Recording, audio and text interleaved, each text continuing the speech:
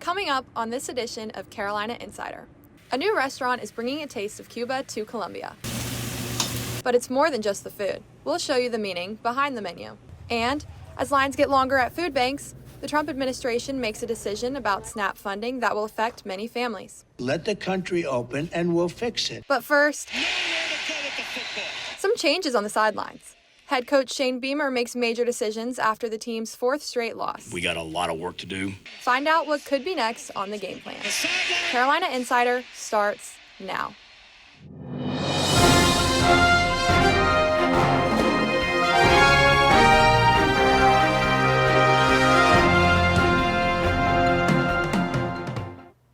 Hello, and thank you for joining us. I'm Morgan Scott.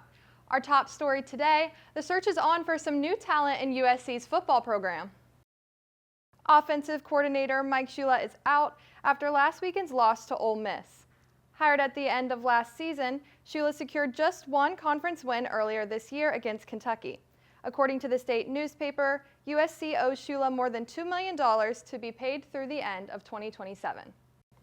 Offensive line coach Lonnie Teasley is also out.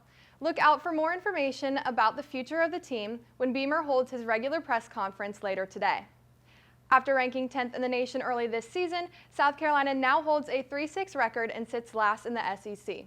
The team has a chance to regroup during a bye week before traveling to face Texas A&M at noon on November 15th. While one door closes, another one opens with the women's basketball team having its first official game of the season. It was a commanding victory last night, 94-54. Florida State transfer Tania Latson led the team with 20 points, followed by Tessa Johnson with 19. Senior Raven Johnson also contributed with 8 rebounds and 7 assists. All of Carolina's starters finished the game with double-digit scoring. Their next game is this Friday at home in Colonial Life Arena at 7 p.m. against Bowling Green. In other campus news, some students are rebounding after a battle against water in their apartments.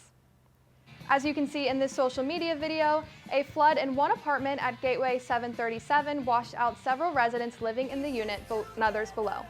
They had to move into a hotel last weekend while crews cleaned up the mess. One student tells Carolina Insider she and her roommates are back in her apartment today, but others remain in the hotel. The flood started when a sprinkler broke inside a closet on the 3rd floor. The property owner says 7 apartments were affected. USC Development Foundation released a statement clarifying that the university does not own Gateway.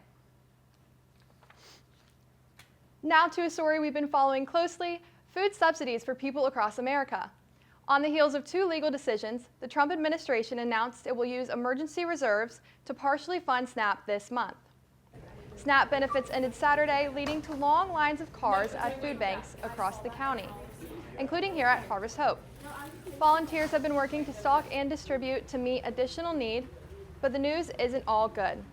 Trump says the emergency fund only has enough to cover half of the country's SNAP benefits, and there will likely be delays getting them out until the vote to open the government. All they have to do is let the country open and we'll fix it. Until then, you can expect to see more long lines at area food banks. Turning now to local politics, it's election day and hundreds of local and state elections are taking place across the country. Here in Columbia, the race for mayor is taking center stage. Incumbent Daniel Rickenman is running for re-election against Jessica Thomas and Wade Fulmer. In interviews with WIS-TV, Rickenman says he's focused on public safety, economic development, and affordable housing. Thomas says she wants to build more trust in government, build opportunities for growth, and push for income-based housing models. Fulmer's campaign highlights safety, transparency, and bringing order to city council meetings. He's also calling for limits on new luxury apartment development in the city. You can only vote if you live in the city limits and are already registered here. Polls close at 7 o'clock tonight. Next year, South Carolinians will be voting for governor, and a new candidate has entered the race. Here with that story in today's Pure Politics report from the State House steps is Haley Brown. Haley?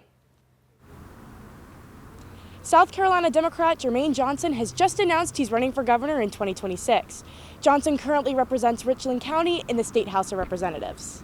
It's time for a new beginning and a brighter day to build a new South Carolina together.